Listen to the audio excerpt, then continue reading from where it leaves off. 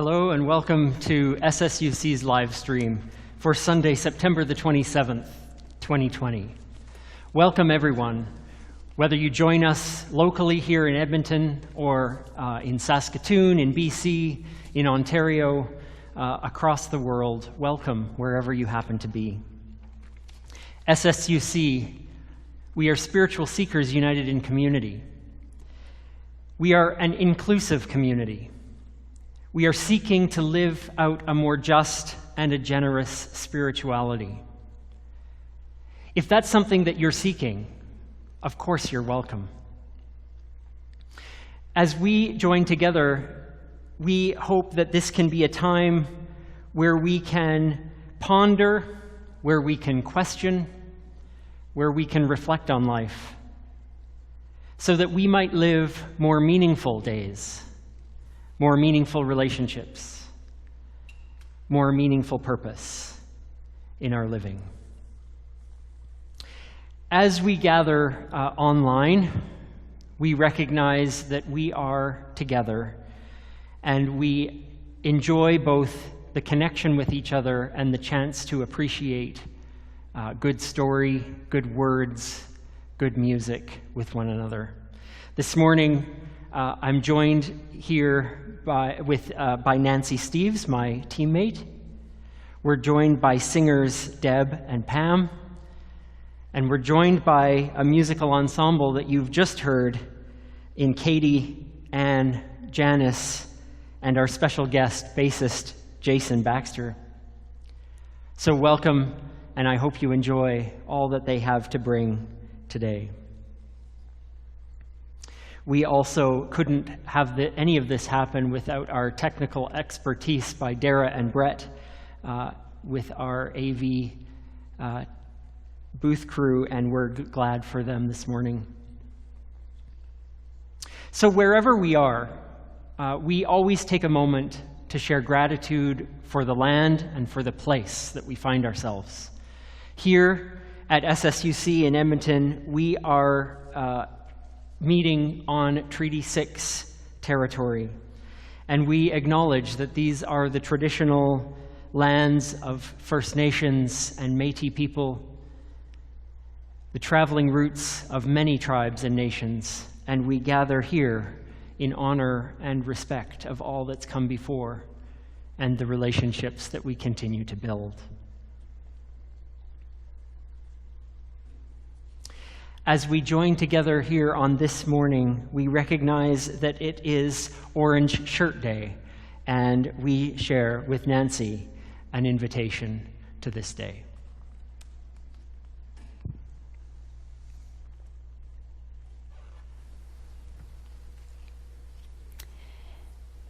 September 30th each year commemorates a difficult and sad chapter in our history.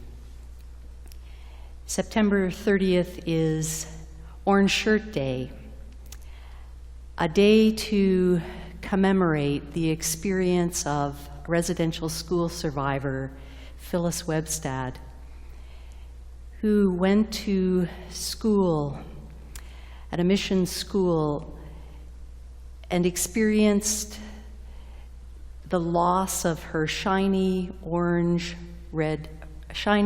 shirt that she wore that day, given to her by her grandmother for her first day of school. Each year, on September 30th, we wear an orange shirt as a way of saying, never again, as a way of saying, every child matters, as a way of expressing hope for a different and better future with one another.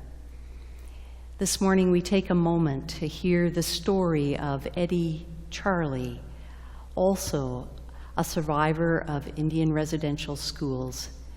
Eddie's story is a story of hope and possibility.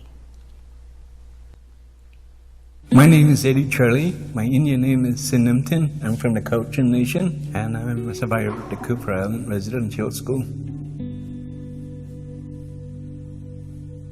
As a survivor of residential school myself, I find that Orange Shirt Day is really important because a lot of children were taken away from their homes forcibly when they were very young. So Orange Shirt Day is this one opportunity when everybody can come together to reclaim their identity and their lost traditions.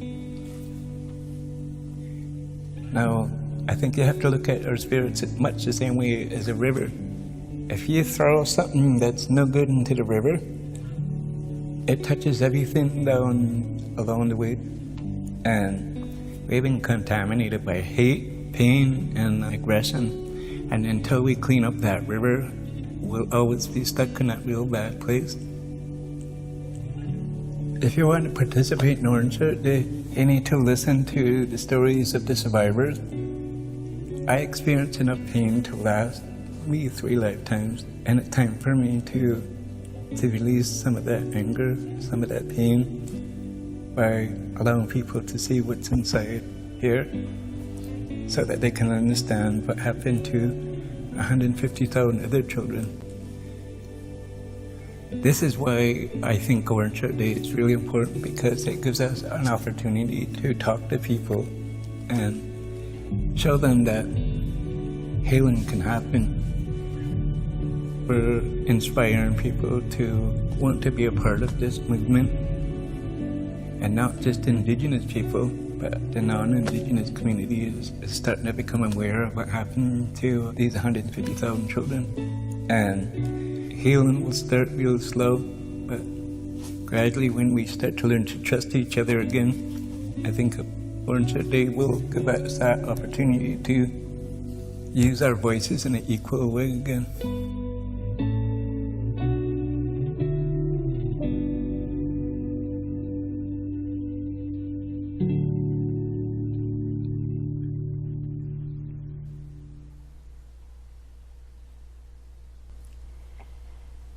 As we commit to a reconciling and healing future, we offer this our prayer with one another as we strengthen our intentions to live in ways that build a better tomorrow for every child. We pray together. We pause to lament some shameful and painful narrows in our history, our inhumanity, mistreatment of one another, and the evils of racism. We seek to do better, to live into the fuller potential of our deep and common humanity.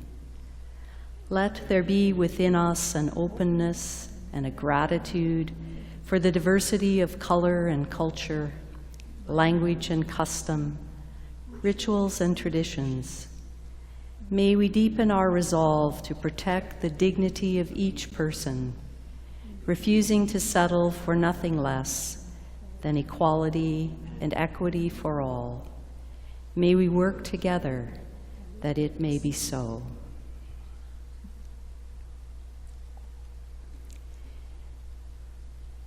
We light our candles with one another this day. You've been showing us the places where you've been lighting a candle at home. Here's a picture to show you the candle that Joyce and Claire have been lighting as they gather with us each week. We invite you to take your candle as we light them with one another, remembering that we are born of a great flaring forth.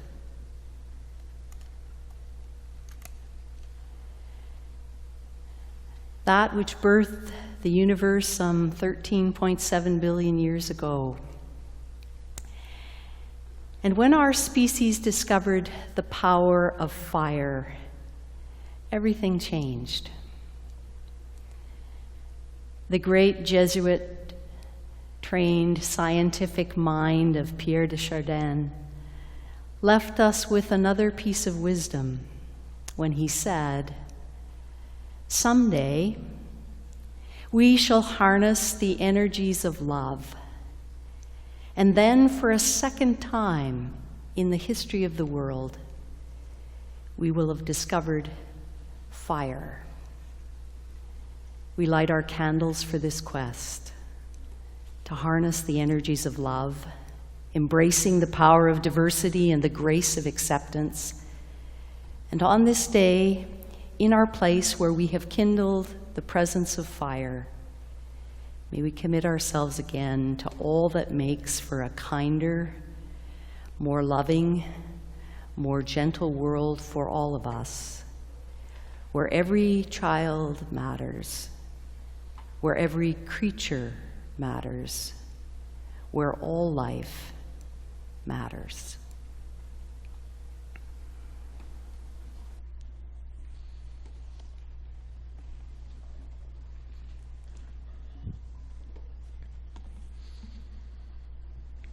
A reading by Judy Sorum Brown entitled Trough. There is a trough in waves, a low spot where horizon disappears and only sky and water are our company. And there we lose our way unless we rest, knowing the wave will bring us to its crest again. There we may drown if we let fear hold us within its grip and shake us side to side and leave us flailing, torn, disoriented. But if we rest there in the trough, are silent, being with the low part of the wave, keeping our energy and noticing the shape of things, the flow, then time alone will bring us to another place where we can see horizon, see the land again, regain our sense of where we are and where we need to swim. In these poetic words, may we find wisdom for our living.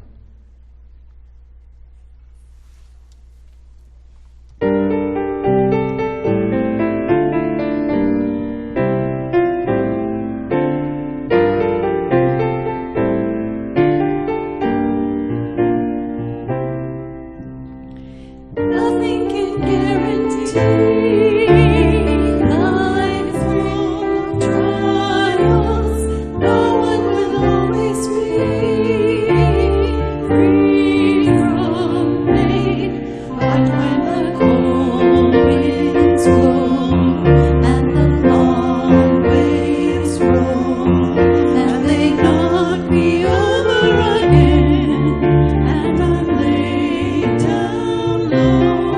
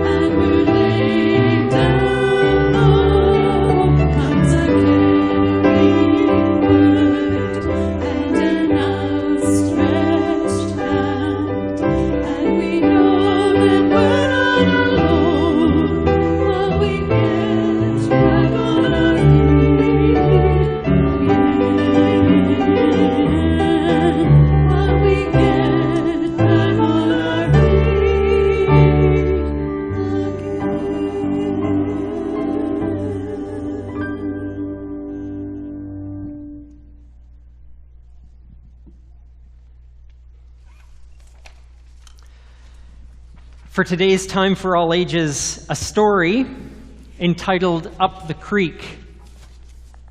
It's written by Nicholas Oldland.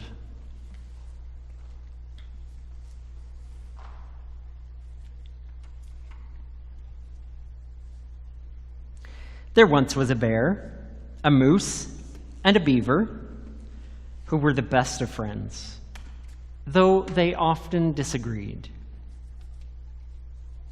One sunny day, the bear, the moose, and the beaver decided to go canoeing. The moose wanted to steer, but so did the bear and the beaver, and they all sat in the stern.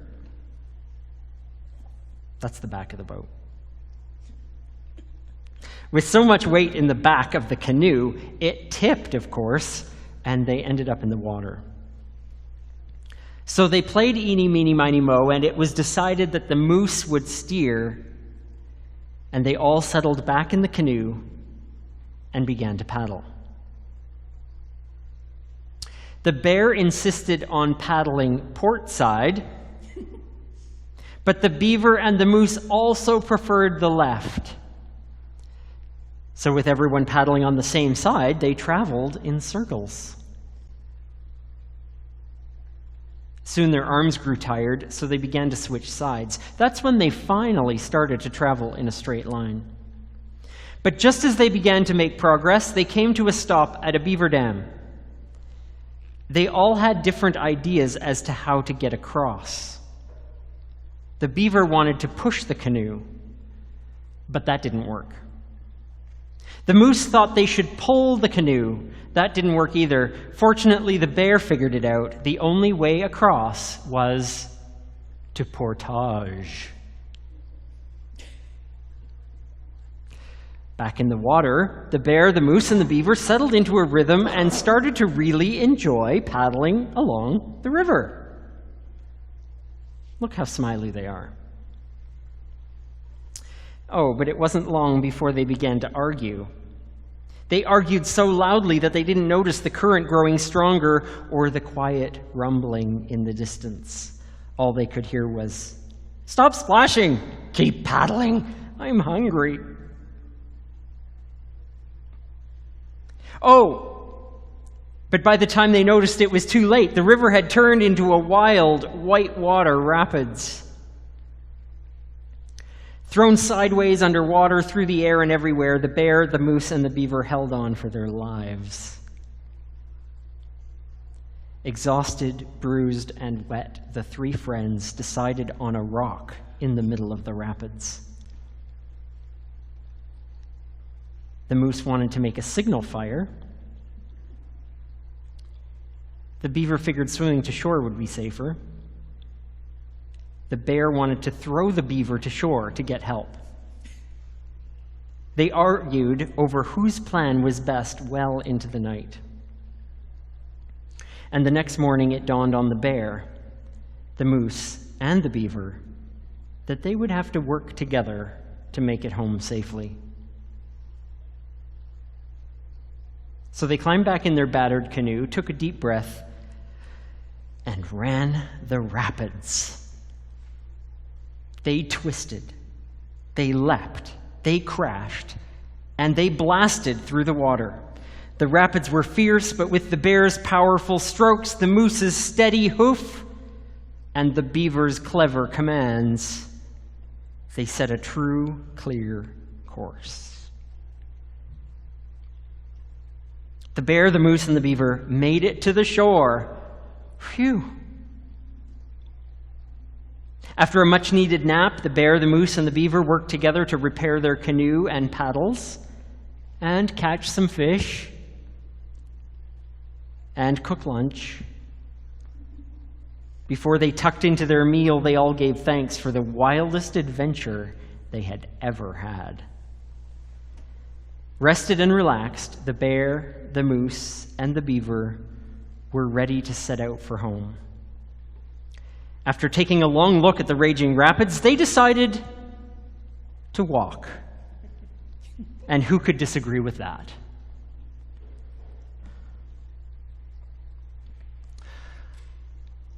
What a fun story but actually what a meaningful one when we think about all the journeys of our lives. Not just the big ones, not just the big adventures on the rivers and the oceans and the hiking trails of our lives, but also the journeys and adventures of our every single day. We take them with others, with whom we sometimes disagree, and with whom we sometimes delight in their company. We take them with challenges of rocks and rapids, but also with the gentle enjoyment of a soft paddle. Every day brings something new, and learning to work together, learning to see our way with each other through all the adventures and challenges of life is what our days are about, either up the creek or down.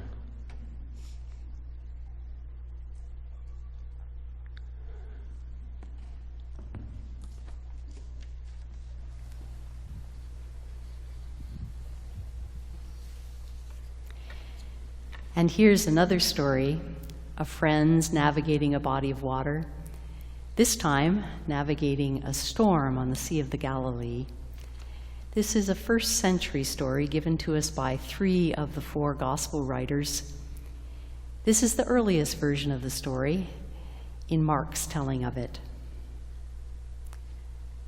On that day when evening had come, Jesus said to his followers, "Let's go across to the other side."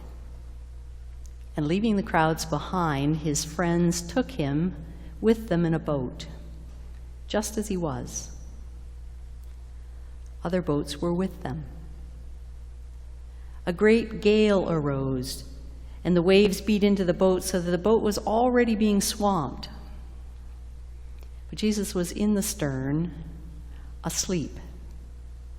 And they woke him and said to him, "Teacher, do you not care that we are in great danger?" He woke up and spoke as if to the wind and said to the sea, "Peace, be still." The wind ceased and there was a dead calm. And he said to them, "Why are you afraid? Is there nothing you can trust?" In this ancient story, may we find wisdom for our living.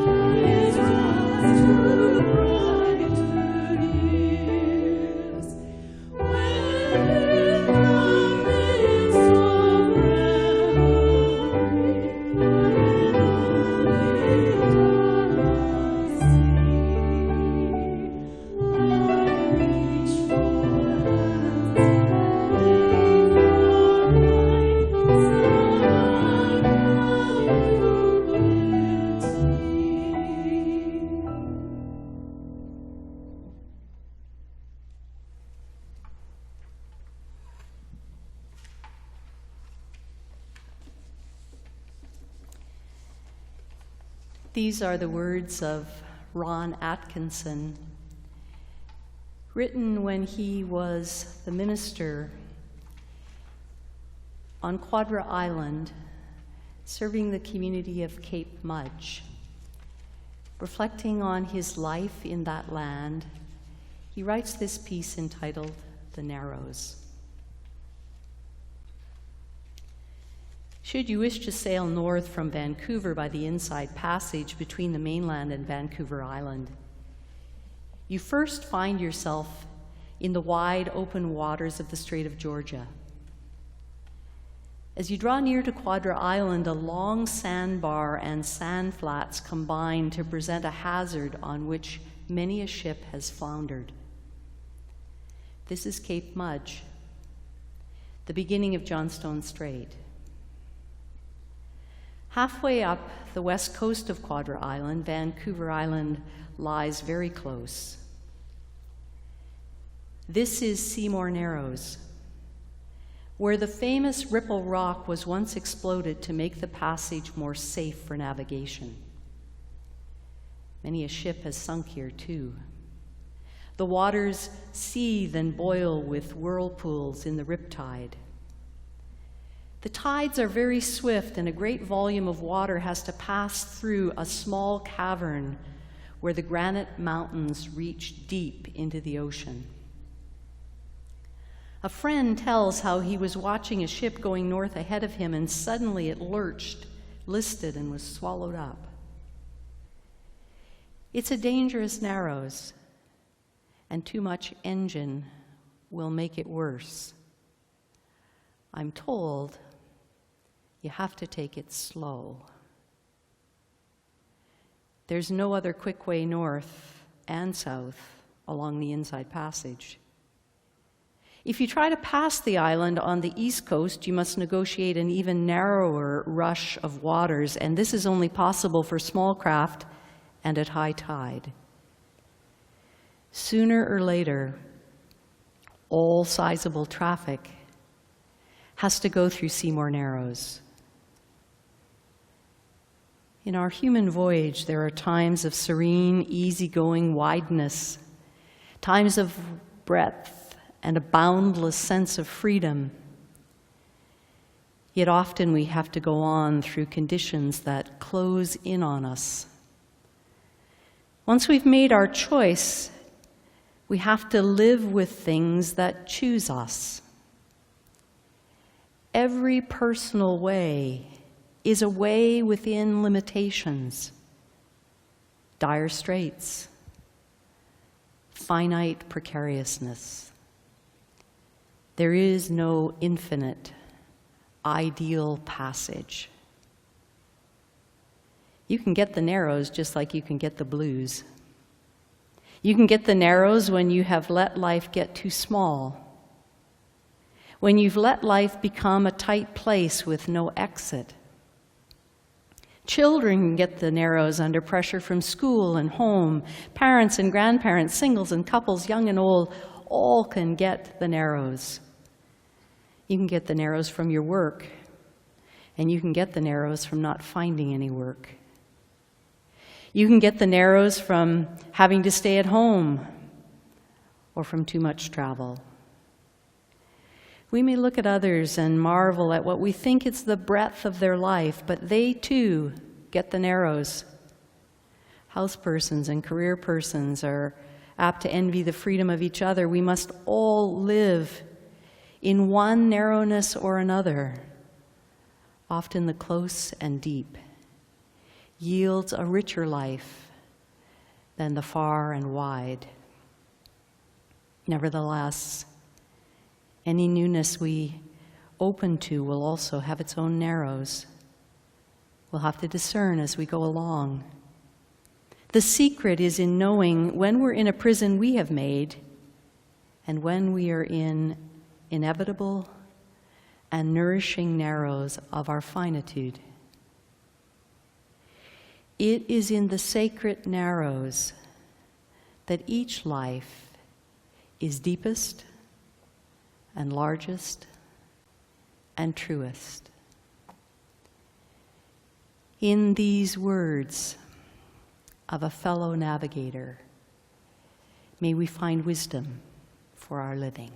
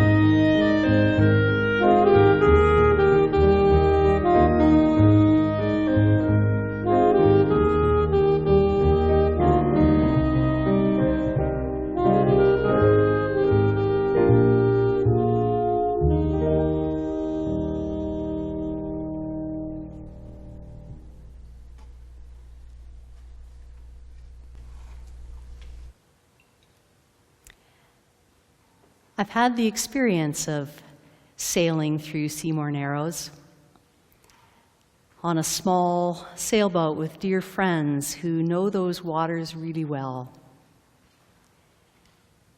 And I remember how carefully our friend Rob prepared for that narrow place.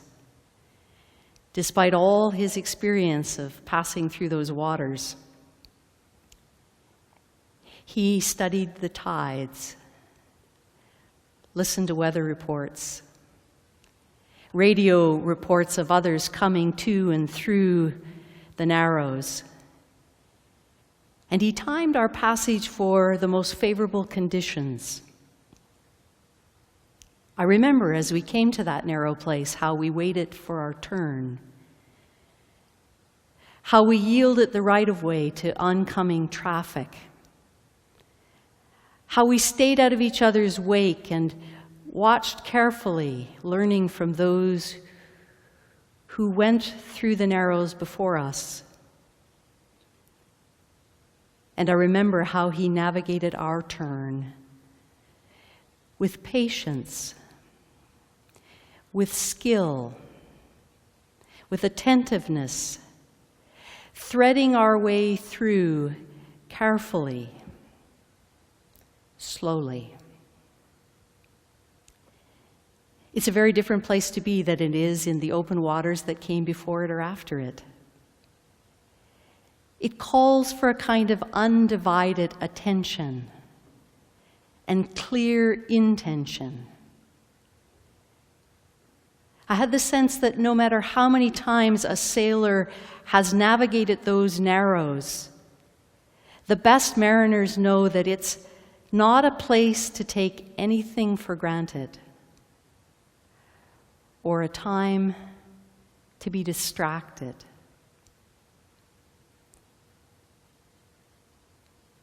Life as we know it begins in a narrow place. In a narrow passage, we make our way from the womb that nurtured our possibility. We squeeze through a narrow channel to take our very first breath. And birth is just the first of life's narrows. Our earliest experience with a tight passage and tight passages we will know again and again in order to live. We've had an opportunity to do some hiking this summer. And the realities of the pandemic manifest themselves even on backcountry trails. There's a dance we do as we prepare to meet one another in narrow places. Trying to honor social distancing, oncoming hikers try to discern whether they're the one that can get to a wide place and wait while another passes, or whether the oncoming hiker has already yielded the narrow path and has stepped off well into the bush to give space. There's an unspoken generosity being extended to one another in these narrow places. A courtesy, a kindness, a kind of civility that we long for in so many ways in life, in this time, with one another.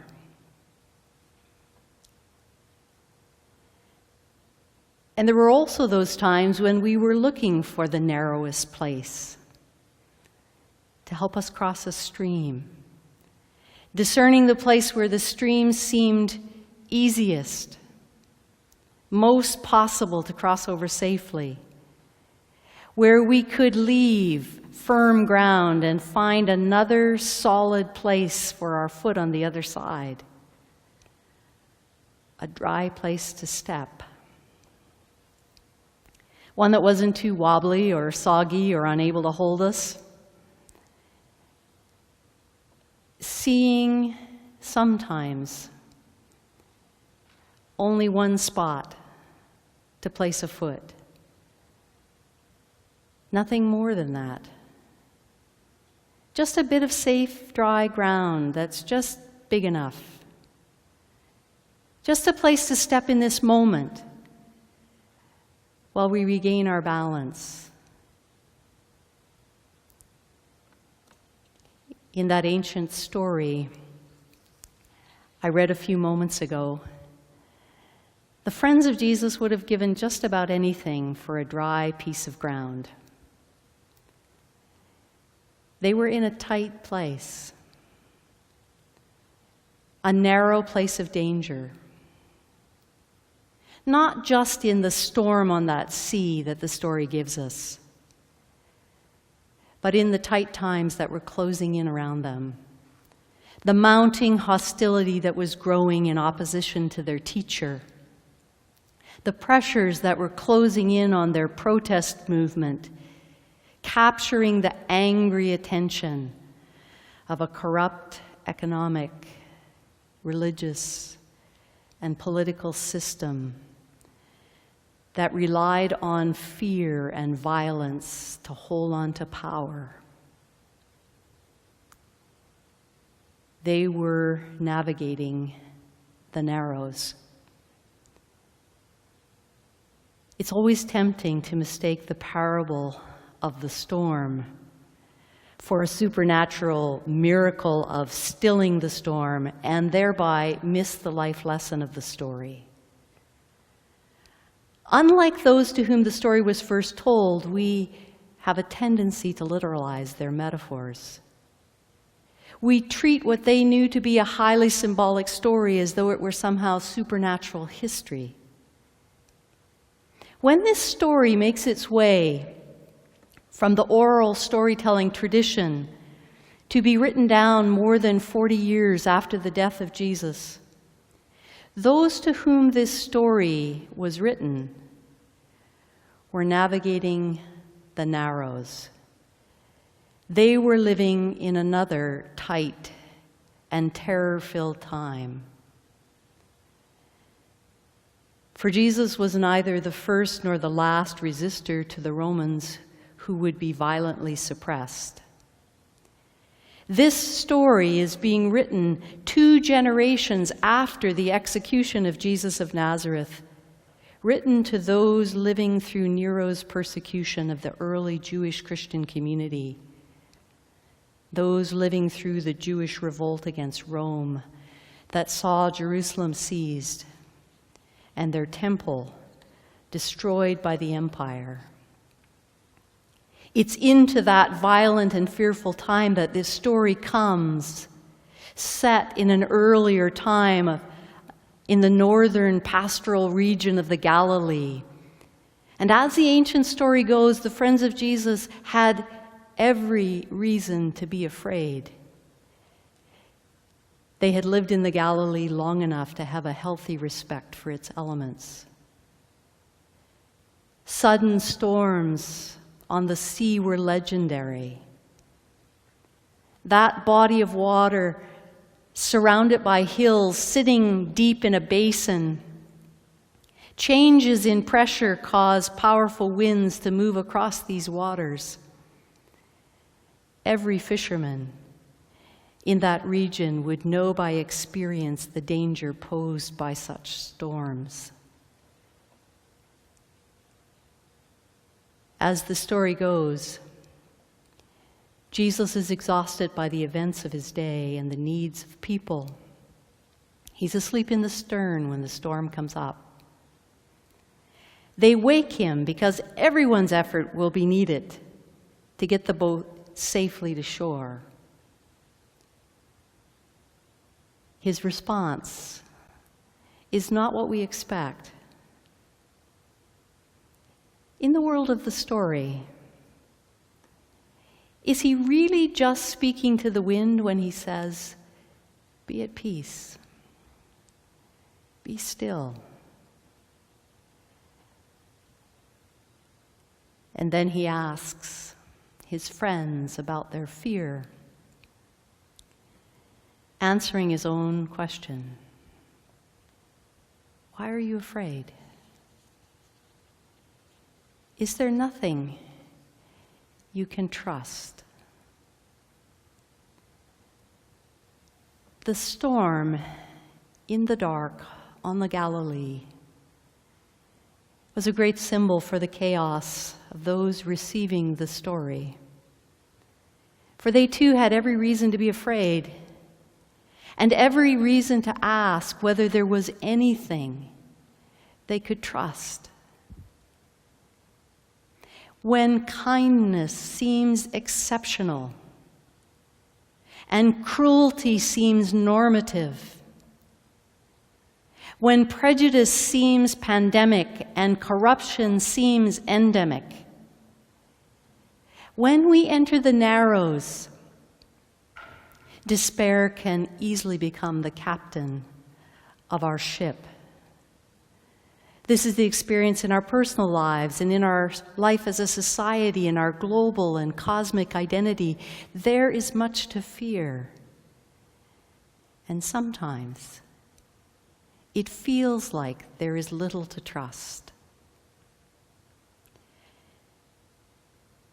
We're well acquainted with the trough in the wave. We know how when the low spot comes, the horizon disappears and we lose sight of land. And we know the disorientation and the fear in the trough. And we have every good reason to ask, is there something we can trust? This particular storm we find ourselves in, the chaos of COVID, the political nightmares, the inhumanity and violence that dominates our news, they may be unique to this storm, but storms are not unprecedented. This particular narrow place may be one we haven't passed through before, but we have come through tight places before. We've been navigating narrow passages since the moment we were born. And the poet is right. We can trust the waters. We can trust the trough. We can trust the inner compass of our wisdom and compassion. We can trust the truth of our true north. We can trust that the trough will bring us to the crest again, where we will see land, where we will regain our sense of where we are and where we might need to swim. The ancient storyteller somehow needed to include a little detail in the story to tell us that there were other boats in the Galilee that night. Other boats were with them. Somehow that detail matters to the story. And in Seymour Narrows, there are other boats navigating the Narrows, large and small, treading their way, one at a time. In the narrow place where we find ourselves navigating, we're not alone as we yield to one another, learn from one another, learn from those who have gone before us, as we give space to one another, as we address our fears with one another, as we share what it is that gives us confidence, faith, trust, as we find calm with one another, being more generous than ever. Since everyone we know and don't know is seeking passage through one of the sacred narrows, where each life is deepest, largest, and truest. So may we help one another navigate our narrows safely and well. May we trust ourselves to life, knowing its trough and knowing its crest. Each belong to the wave as we belong to life. May it be so for us and for all those navigating their narrows.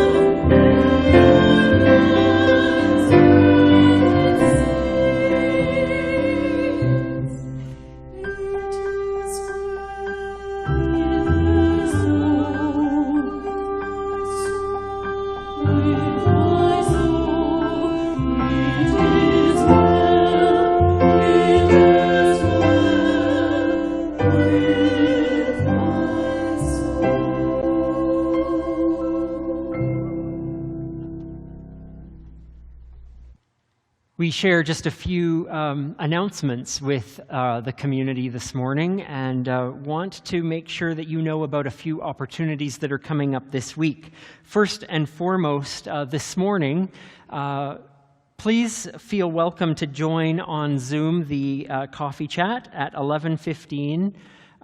You can find the links on this on the website and in the Friday e-messengers that you've received. And if you haven't got those links, please contact us in one of the ways you see on your screen. Want to also invite you to the second session of the Tuesday Topics Fall Series. This week, on Tuesday evening, via Zoom, Finding Pace and Guidance for Our Times, learning from Ojibwe author Richard Wagamese as he shares his wisdom regarding guidance, the power of stories, and the care for the earth. Again, that link is in your e-messenger, and we would be happy for you to join on Tuesday evening. Also, if you can believe it, Expressing Wonder is happening this coming week. It begins on Friday evening, and it's not too late to register.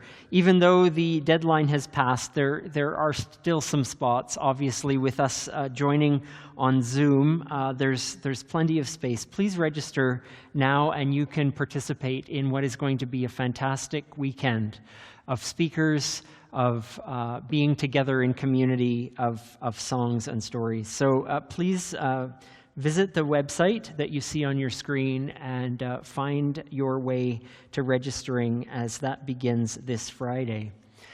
Part of the Expressing Wonder conference is the spiritual gathering next Sunday morning that will include Greta Vosper and Scott Kearns, and as well as participation from many in our SSUC Edmonton and Saskatoon communities. Want to just remind you that even though the conference is on Zoom, the spiritual gathering next Sunday is being live streamed as usual, so you don't have to do anything different to join us next Sunday for the live stream. Just a quick thank you for those who continue to support SSUC and all the work that it does. There are many ways that you can donate to us that you see on your screen, including donating online at our website, supporting us with grocery cards, or dropping off what you need in the mail. The board met this Tuesday, and as you can read in our e-messenger that came out on Friday, the board did make a decision to prepare ourselves for limited reopening of the SSUC Edmonton building. And so that will have some impacts in the next little while of preparations, of looking at what groups might seek to need the warmth of the space as we gather in this fall and winter weather, and also as we look our way toward the potential of gathering for limited in-person gatherings on a Sunday in late November. So we look to the board for that guidance, and we thank them for their very hard work and all that's gone into the process for preparing ourselves for the winter.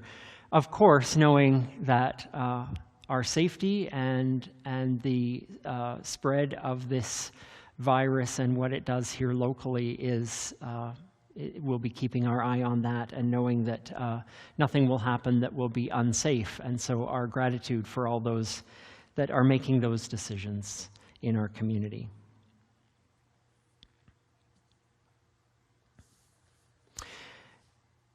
We can have the opportunity right now to share a moment of gratitude. This last week, on Thursday, September 17th, a member of our SSUC community, Neil Kruper, died peacefully at his home. He was 95 years old, and today we take the time to honor and celebrate Neil's life. Neil was born in Edmonton in the summer of 1925, part of a large family of 9 children, and at 17, he joined the Royal Canadian Navy and was proud of the fact that he was the youngest sailor on the HMCS Moonbeam, an oil carrier. Neil was so proud of his military service, many of us remembering him donning his uniform and medals in many of our November Remembrance spiritual gatherings. Neil had such love and pride for his family. Thelma, his wife of 65 years, his 2 children, his grandchildren and great-grandchildren. He had lots of loves in his life, great admiration for cars, working at Don Wheaton for most of his career, caring for his own cars with meticulous attention. He also loved to golf, and he loved to support all his family's pursuits. And with Thelma, they were longtime supporters and volunteers with Operation Friendship. Even in these last years of declining health for he and Thelma, he thought of his wife constantly out of love and concern. Being a gentle and kind man, we honor him for who he was, and we share gratitude for having known him as part of our church community. The family isn't holding a memorial service, but wishes to express their thanks for the many connections and community that they found here at Southminster Steinhauer United Church. As is our custom, let's honor Neil, honor our loss, and celebrate this life of Neil Kruper by singing together, sharing that with Neil we are all safe in the undying light of love.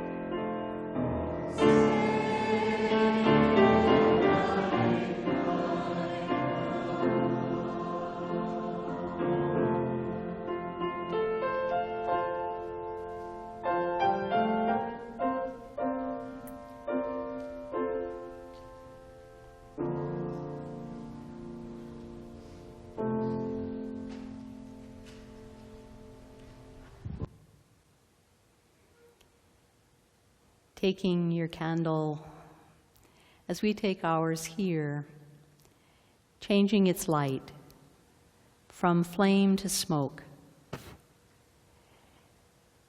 We acknowledge that although the light is different, it is with us as we navigate the narrows of our lives. We are safe in the undying light of love.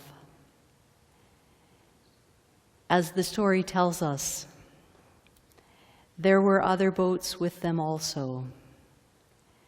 There are other boats with us in our narrows. And so we go into this day, into this week, into life's wide and open places, into life's tight and narrow places, knowing there is much we can trust as we give ourselves to love and to life. And we give generosity and space and understanding to one another. May you be well in this week. May you be safe. May we be with one another soon.